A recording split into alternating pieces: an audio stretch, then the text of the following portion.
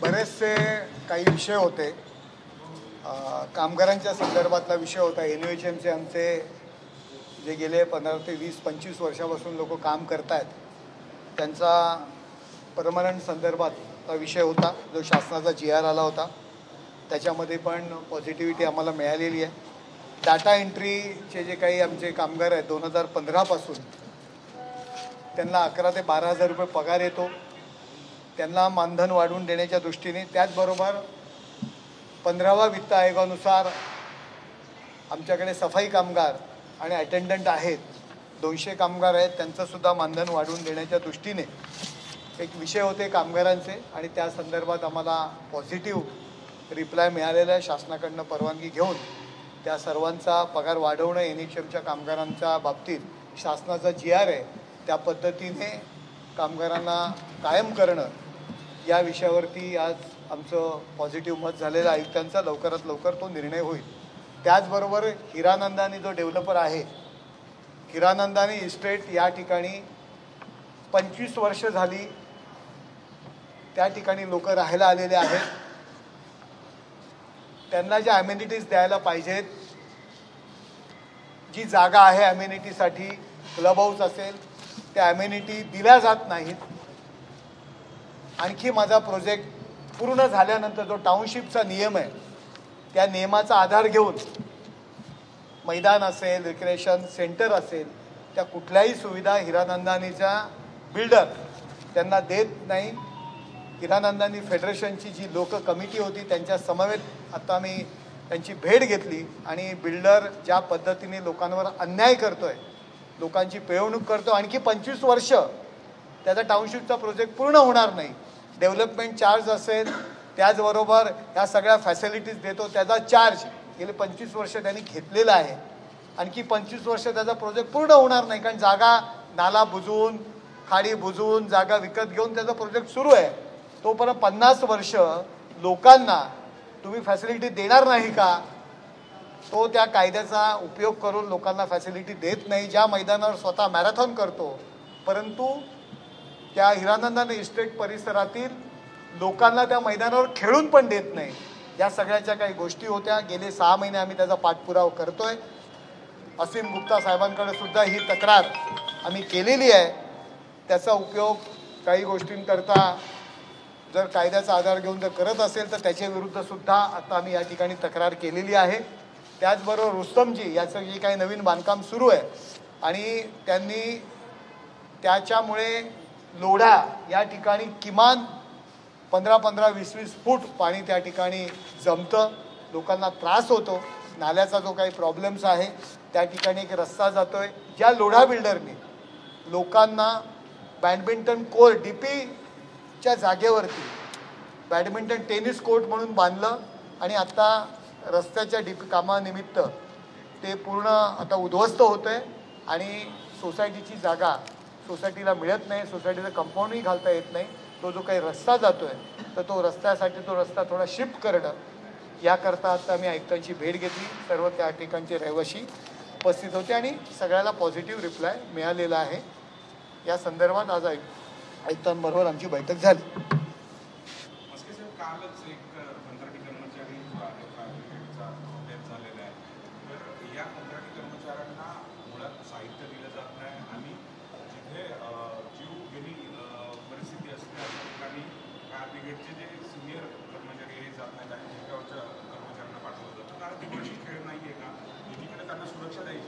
सुरक्षितेच्या दृष्टीने अधिकाऱ्यांनी काळजी घ्यायला पाहिजे आणि अशा पद्धतीने जर ट्रीटमेंट मिळत असेल तर त्या अधिकाऱ्यावरती कारवाई व्हायला पाहिजे. बिल्डरच्या बाबतीत काय तुम्ही लोढाच्या विरोधात तक्रार केली, आयुक्त काय म्हणे, काय कारवाई काय करणार? नाही, तो रस्ता जो आहे, जो रस्ता ज्या ठिकाणी टेनिस कोर्ट DP रस्त्यावरती त्या ठिकाणी बांधलं गेलेलं आहे आणि लोकांना DP तो फॅसिलिटी म्हणून दाखवलं होतं आणि आत्ता जेव्हा DP जातोय तो DPमध्ये तो रस्ता आहे.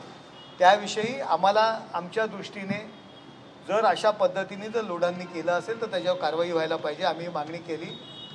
अन्यथा आम्हाला त्या ठिकाणी जो DP आहे 4 मीटर तरी त्या ठिकाणी शिफ्ट करावा रस्ता. सोसायटीचं स्ट्रॉंग वॉटर त्या ठिकाणी खालती लाईन जाते वगैरे सगळ्या गोष्टी, आणि सोसायटीच्या बाजूला तो रस्ता 4 मीटर तरी शिफ्ट करावा आणि आयुक्तांनी त्यांना पॉझिटिव्ह रिप्लाय दिलेला आहे.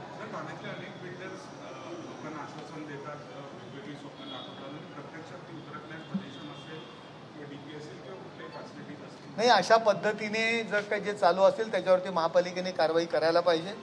आता हिरनंदानीच्या संदर्भात सँक्शनिंग अथॉरिटी राज्य शासनाकडे आहे, कारण तो टाउनशिपचा प्रोजेक्ट आहे.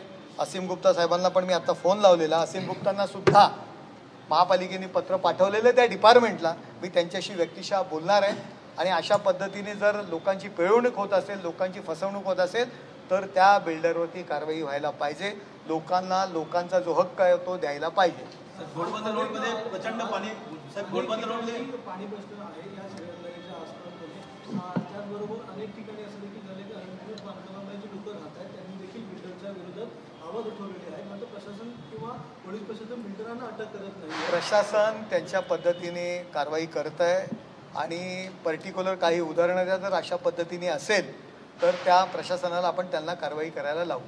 शहर पाठवण्यासारख्या अधिकाऱ्यांवर कसा अंकुश बसवणार, कारण आपण सुद्धा नाही, महानगरपालिकेत म्हणजे जी काही सिस्टीम आहे अधिकाऱ्यावरती तर कारवाई झालेली आहे. आता त्या संदर्भात न्यायालयीन ती प्रक्रिया आहे, परंतु अशा पद्धतीने काम करणाऱ्या लोकांवरती कारवाई व्हायला पाहिजे जेणेकरून महापालिका याच्यामध्ये बदनाम होतं. घोडबंदर रोडमध्ये प्रचंड पाणी टंचाई आहे आणि त्याचा निषेधार्थ आज मनसे आणि ठाकरे रस्त्यावर उतरणार आहे. आणि परवा भ्रष्टाचाराचा सुद्धा त्याच्यात मुद्दा आहे. भ्रष्टाचाराचा सुद्धा मुद्दा आहे. त्याच्यामध्ये काय कशातून कशावरती पाणी समस्या, घनकचरा, नाही, भ्रष्टाचाराच्या विरुद्ध कडक मोर्चा आहे का आजचा? कडक आणि भडक कोण? राजन विचारे. माझ्याकडे आता एक ठराव आहे. नंदलाल समितीच्या अहवालानुसार कारवाई करण्याबाबत ठाणे महानगरपालिकेचे ते आमचे राजेंद्रन साहेब न्यायालयात दोषारोप. मला माहिती आहे सर, 1996 साली धर्मवीर आनंद दिघे साहेबांनी या महानगरपालिकेमध्ये 41% भ्रष्टाचार आहे असा आरोप केला होता. त्यावेळी मुख्यमंत्री मनोहर जोशी होते, शिवसेना भाजप युतीचं सरकार होतं आणि त्यावेळी नंदलाल समिती नेमली गेली आणि त्या नंदलाल समितीमध्ये जो काही जे चौकशी केली, दिघे साहेबांनी आरोप केले की त्यामध्ये अधिकृतपणे राजन विचारे यांच्यावरती दोषारोप ठेवलेले आहेत की ज्याच्यावर शिवसेनेची सत्ता असताना, शिवसेनेचा मुख्यमंत्री असताना धर्मवीर आनंद दिघे साहेबांनी आरोप करून जो अधिकृत सरकारी दप्तरी भ्रष्टाचारी ठरलेला आहे तो माणूस आज भ्रष्टाचाराच्या विरुद्ध मोर्चा काढतोय. हे जगातलं 8वं आश्चर्य आहे. सो चुए खाके बिल्ली हजको चली अशी परिस्थिती राजन विचारेंची झालेली आहे. हे पुरावे आहेत माझ्याकडे सगळे. नंदलाल समितीचा अहवाल, महानगरपालिकेमध्ये 2007ला ठराव येतो आणि तो ठराव आम्ही दप्तरी दाखल करतो, म्हणजे स्वतः भ्रष्टाचारी आहे आणि तो त्याला पुढे चालवायचं की नाही ते स्वतःच ठरवणार. त्याच्यामुळे राजन विचारे यांनी इतरांवर भ्रष्टाचाराचे आरोप करताना आपण काय आहोत, आपल्याला अधिकृतपणे दिघे साहेबांनी आरोप केले, समिती नेमली आणि आपण भ्रष्टाचारी ठरलेले आहात त्या नंदलाल समितीमध्ये. आणि जर हे खोटं असेल, दिघे साहेबांनी खोटे आरोप केले असतील तर बाजूच्या केदार दिघेला विचारा मोर्चामध्ये की दिघे साहेब खोटं बोलले का, दिघे साहेबांनी खोटे आरोप केले का. त्याचं उत्तर केदार दिघे देतील. दिघे साहेबांचा वारसा सांगतात, ज्या व्यक्तीवर दिघे साहेबांनी आरोप करून जी समिती नेमली त्याच्यावरती 41% कमी नाही 41% कमिशन घेतलं जातं म्हणून दोषारोप ठेवलेले आहेत. त्या व्यक्तीने भ्रष्टाचाराच्या विरुद्ध बोलणं हे जगातलं 8वं आश्चर्य आहे. मी भ्रष्टाचार या विषयावरती मी तुम्हाला सांगतोय की जे दुसऱ्यावर भ्रष्टाचाराचे आरोप करतायत, आपण भ्रष्टाचारी म्हणून दिघे साहेबांनी आरोप केलेले आहेत 41% भ्रष्टाचार करत होतात म्हणून. खोटं असेल तर केदार दिघेने उत्तर द्यावं की दिघे साहेब खोटं बोलले होते का. हा प्रश्न आज त्यांना विचारा. आता आजची तुम्हाला डेव्हलपमेंट समजली नाही वाटतं की सकाळी जो आमचा सकाळचा भोंगा आहे ते म्हणाले की राज ठाकरेंना काँग्रेस पाहिजे असं म्हणाले आणि आत्ता चालू आहे सगळं मीडियावर की मी असं बोललोच नाही, राजसाहेबांना मेसेज केला. मनसेकडून येतोय, आम्ही कधी हा विचार मांडलाच नाही, त्याच्यावरनं ही जी काही आघाडी का जी युती म्हणतात ती काय आहे ते तुम्हाला आज सकाळी समजलेलं आहे. हॉस्पिटलमध्ये काय नाही, मला नाही माहिती. ॲडमिट केलं असेल तर त्यांना चांगली प्रकृती लाभो ही मी देवाजवळ प्रार्थना सर, करतो. बदलापूरमध्ये नगरपंचायतची निवडणूक आहे. किसन कथोरे राष्ट्रवादीबरोबर गेलेले आहेत. काय सांगायचं? महायुतीचे नेते या संदर्भात निर्णय घेतील. बदलापूरला काय चाललंय मला माहिती नाही, मी ठाणे महापालिकेत आहे. नाशिकमध्ये राजकीय गुंडांवरती ज्या प्रकारे कारवाई सुरू आहे त्याबद्दल मुख्यमंत्र्यांचं संजय राऊत यांनी अभिनंदन केलेलं आहे. तशाच प्रकारे कारवाई करण्याचे आदेश ठाण्यात देखील दिले गेले पाहिजे अशी मागणी संजय राऊत यांनी मुख्यमंत्र्यांकडे केली. नाशिक काय अख्ख्या महाराष्ट्रात नव्हे, हिंदुस्थानामध्ये जे गुंडगिरी करतात त्यांच्यावरती कारवाई करणं गरजेचं आहे. फक्त नाशिकच नाही, माझं म्हणणं सगळीकडे कारवाई करणं गरजेचं आहे. पण ठाण्यामधला जो काही भ्रष्टाचार सुरू आहे, जे काही गुंडगिरी सुरू आहे ते शिंदेच्या गटाची सर्वात जास्त सुरू आहे असं देखील असं कोण म्हणाले? संजय राऊत. संजय राऊत जे आतापर्यंत गुंडांचे मांडवली भाई संजय राऊत आणि सुनील राऊत यांचा धंदाच तो की दोन गुंडांमध्ये समेट घडवणं आणि कमिशन खाणं. आत्तापर्यंत मांडवली भाई म्हणून ज्यांचं नाव होतं त्यांनी गुंडांच्या संदर्भात बोलावं. त्यांचे जाहीर तो मलिक कोण सज्जय काय मलिक वगैरे गुंड आणि यांचे बोर्ड असतात वाढदिवसाच्या शुभेच्छा वगैरे, तर त्यांनी पहिलं स्वतःकडे आत्मनिरीक्षण करावं की जे गुंडांच्यामध्ये त्यांच्यामध्ये गुंडांनी इतकी ताकद नाही आहे, पण गुंडांमध्ये मांडवली करणारे मांडवली भाई म्हणून त्यांचं नाव आहे. त्यामुळे गुंडांबद्दल त्यांना जास्त माहिती आहे, त्यांनी नावं द्यावी कोण कोण गुंड ते. आता मी जास्त काही बोलणार नाही, कोण कोण प्रवेश करून घेत आहे ते कोण आहेत त्याची सुद्धा माहिती घ्या. संजय राऊतांच्या वक्तव्यानंतर मनसेने नाराजी व्यक्त केल्यानंतर कुठेतरी मेसेज नाही, त्यांच्यात युती आहे त्याच्यामुळे मला नाही वाटत त्यांच्यामध्ये काही वेगळं काय. युती आहे आणि युती आहे म्हणून ते बोलले. राजसाहेबांचे सुद्धा वक्तव्य हल्ली ते करायला लागले. आणि संजय राऊत आज सकाळी म्हणाले राहुल गांधींशी मी बोलेन आणि उद्धव ठाकरे खरगेंशी बोलतील. म्हणजे उद्धव ठाकरेंनी राहुल गांधींशी बोलायला पाहिजे, परंतु आजचं सकाळी वक्तव्य तुम्ही काढा, राहुल गांधींबरोबर मी बोलेन आणि उद्धव ठाकरे खरगेंशी बोलतील. त्यामुळे उद्धव ठाकरे यांचं स्थान काय आहे हे सुद्धा संजय राऊतांनी सकाळी सांगितलं आणि लोकांसमोर जाहीर केलं. काल दिवसभर घोडबंदर रोडवर वाहतूक कोणती होती. घोडबंदर रोडचा संपूर्ण पट्टा आपल्याच मतदारसंघामध्ये येतो. त्या ठिकाणी पुन्हा एकदा काम करण्यात आलेलं आहे. किंवा पावसाळ्यापूर्वीच तिकडे काम झालं होतं, आता पुन्हा हे बघा, त्या ठिकाणचा जो काही लोड आहे आणि जो काही ठिकाणी रस्ता निमुळता आहे आणि त्यामुळे ट्रॅफिक वाढत आहे, तर तो रस्ता रुंदीकरणाचा जो विषय आहे, थोडा रस्ता रुंद केला तर जो काही वळण आहे त्या ठिकाणी जे काही ट्रॅफिक जाम होतं आहे ते कमी होणार आहे. त्यासाठी पावसाळा गेल्यानंतर नवीन रोड वाढवण्याचं काम त्या ठिकाणी सुरू केलेलं आहे. हे मान्य करतो, घोडबंदर रोडला ट्रॅफिक होतं आहे, परंतु मेट्रोचं काम, त्याचबरोबर त्या रस्त्याचं काम, सर्व्हिस रोडचं काम यामुळे नागरिकांना त्रास होतो आहे, हे आम्ही मान्य करतो आहे.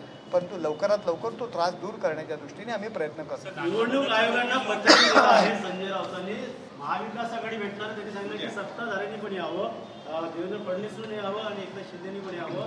त्या संदर्भात काय सांगाल? निवडणुकीसंदर्भात ते आता उद्या भेटणार. आता निवडणूक आयोगाला ते भेटणार आहेत, तर संजय राऊत काय आमचे नेते नाही आहेत ना. संजय राऊत उद्धव ठाकरेंचे नेते आहेत. त्यामुळे त्यांना सांगावं, आपली योग्यता त्यांनी तपासावी की कोणाला बोलवायचं, कोणाला कुठलं निमंत्रण द्यायचं. संजय राऊतांनी स्वतःची योग्यता तपासावी आणि मग लोकांना निमंत्रणं द्यावी. सर, गायमुखच्या पुढे जो रस्ता एकदम छोटा होतो टेकडीवरला, तर त्याला मोठं करण्यासाठी काय आपण हे केलंय? कारण तिथे खूप सगळे वाहन येऊन तिथेच थांबतात ना. रस्ता रुंदीकरणाच्या दृष्टीने पाऊल उचललेला आहे. लवकरात लवकर तो होणारा त्रास आहे तो संपणार आहे. एकनाथ शिंदे मुख्यमंत्री असताना माझी शाळा ही योजना त्यांनी सुरू केली होती, मात्र आता ती योजना बंद झालेली आहे. त्यामुळे विरोधकांकडनं त्यांच्यावर टीका होती. बघा,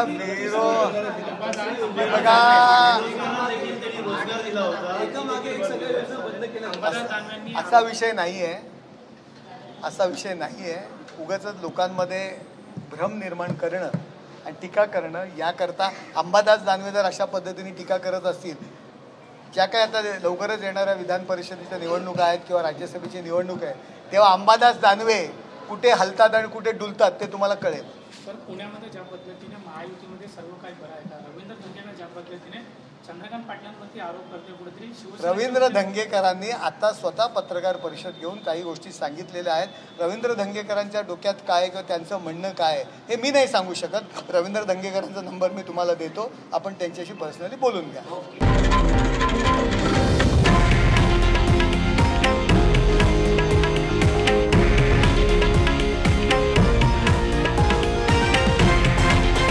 हे आहे देशातील नंबर 1 न्यूज नेटवर्क आणि आपण पाहत आहात TV9 मराठी, एकमेव.